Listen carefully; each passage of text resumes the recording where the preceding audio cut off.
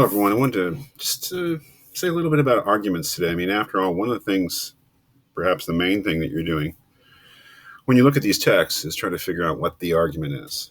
Um, and I think that when you're doing that, one of the things that's really, really important is to identify assumptions. What is an assumption? An assumption is something that's taken for granted, meaning that it's taken for granted. That is, that it's assumed to be true. It's the important thing is that at least the fundamental assumptions of an argument are not argued for.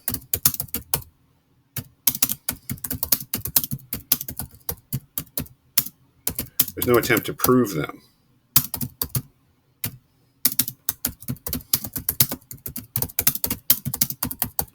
They are assumed to be true. Now, the other main part of an argument is conclusions.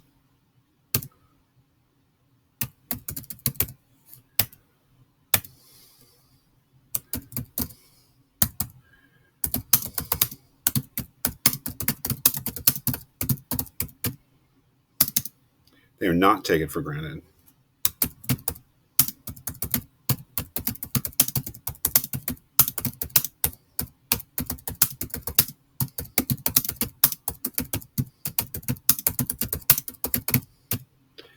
The assumptions made by the writer, this is an oversimplification, but I think that's a good place to start. The assumptions made by the writer are meant to establish their truth.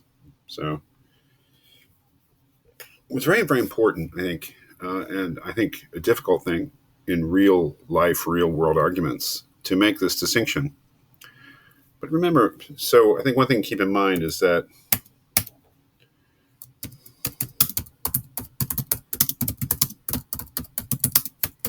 all arguments have starting points. And those are the fundamental, pure assumptions that the argument starts with. That's one of the things you're looking for when you're analyzing an argument is where does the writer start?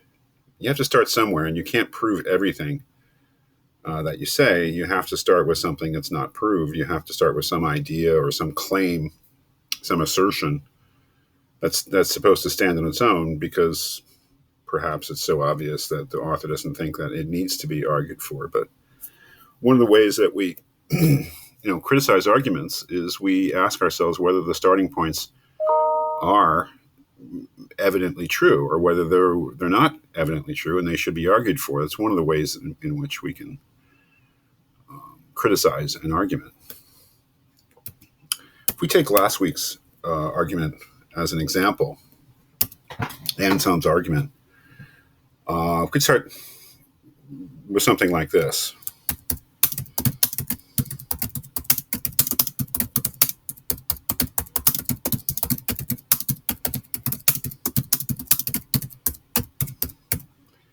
We can conceive of a being greater than which nothing can be conceived.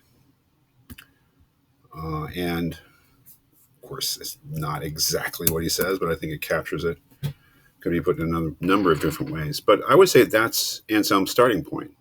That is, he doesn't try to prove that we can do this. He just says, well, evidently, even the atheist, everybody, can conceive of such a being greater than which nothing can be conceived. That is, I would say, his starting point. And so, one of the ways that we could begin to critique Anselm's argument is ask ourselves whether this really is a good starting point, whether it's obviously true.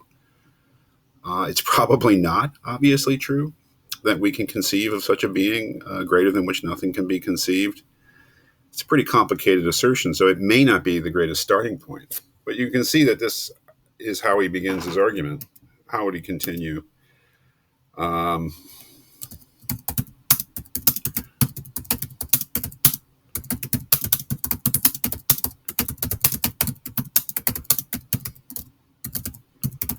Here's another assumption that he makes. when we conceive of such a being, it exists within our understanding. That may also be more complicated than Anselm lets on. But in any case, these are two things that he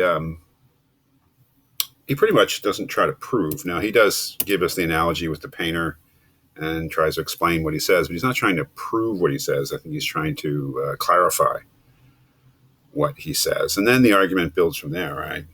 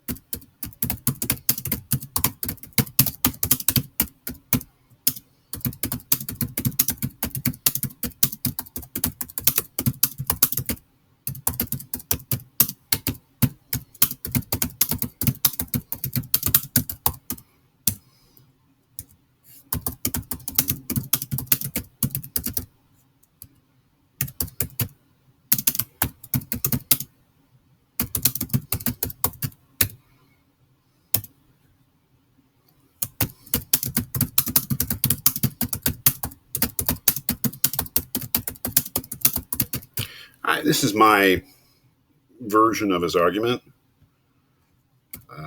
It may not be completely correct, but I'm willing to stand by it.